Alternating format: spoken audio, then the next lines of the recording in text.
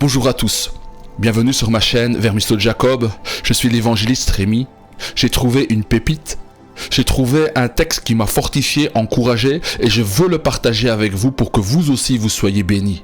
Ce texte est une prophétie qui a été donnée par Nilus, un disciple de Chrysostome, vivant au 5e siècle après Jésus-Christ. Cette prophétie était perdue et le pasteur Jean-Marc Taubois, en faisant un travail sur des textes de l'Apocalypse, a trouvé cette prophétie.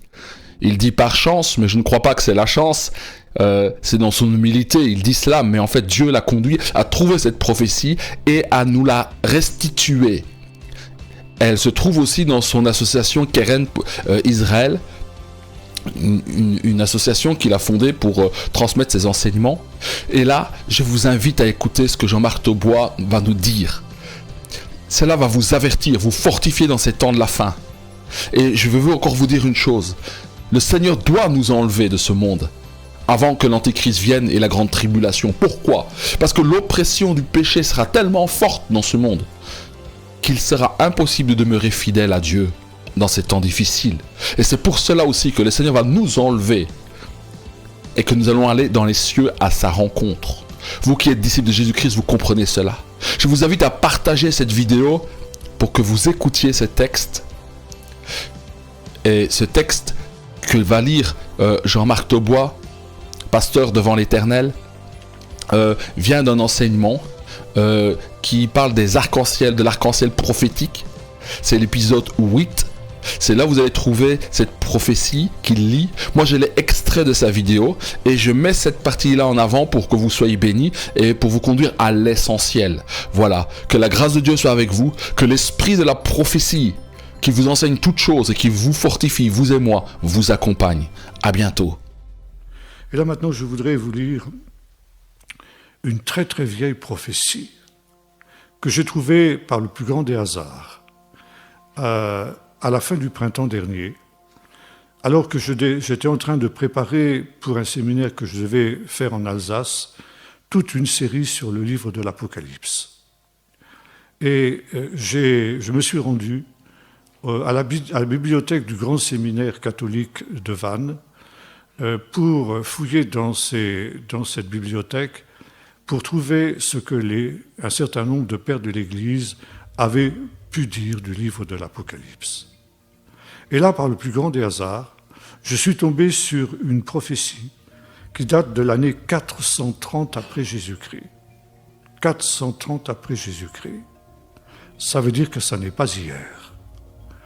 Et cette prophétie a été donnée par un homme que je ne connaissais pas, qui est peu connu d'ailleurs, qui s'appelait Nilus.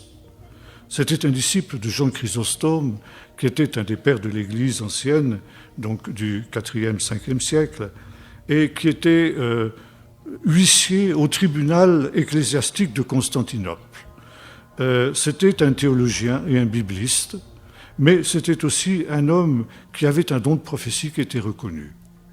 Et les sources nous disent qu'on venait le consulter par des gens de toutes conditions sur différents sujets. Ça n'était pas un clerc, il était marié, il avait 2 fils, mais il avait un don de prophétie.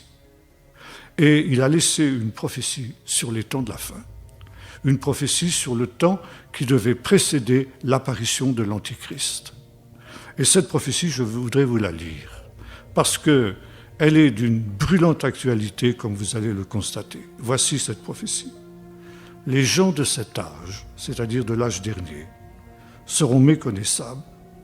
Lorsque le temps de la venue de l'Antichrist approchera, l'intelligence des hommes sera obscurcie par des passions charnelles.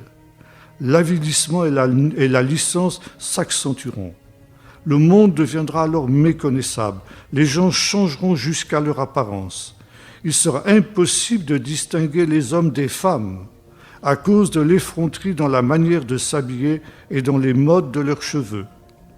Les hommes seront cruels comme des animaux sauvages à cause des tentations de l'Antichrist.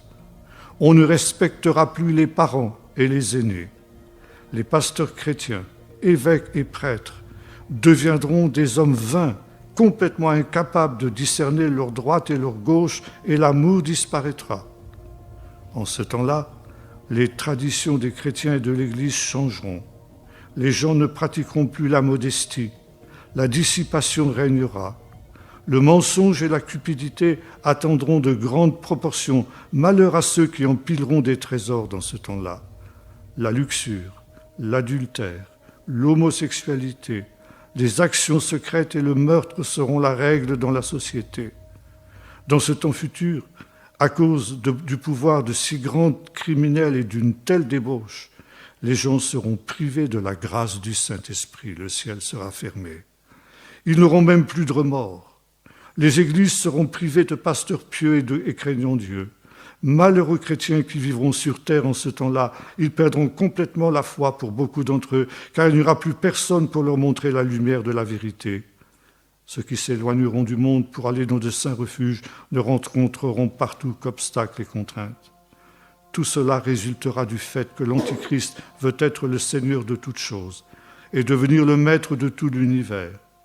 Il accomplira des signes et des miracles invraisemblables. Il donnera aussi à des hommes une sagesse dépravée pour découvrir une manière de mener une conversation avec un autre d'un bout de la terre à l'autre. Toute ressemblance avec des événements actuels ne serait que pure coïncidence, n'est-ce pas? Mais écoutez bien la suite. En ces temps-là, les hommes aussi voleront dans les airs comme des oiseaux.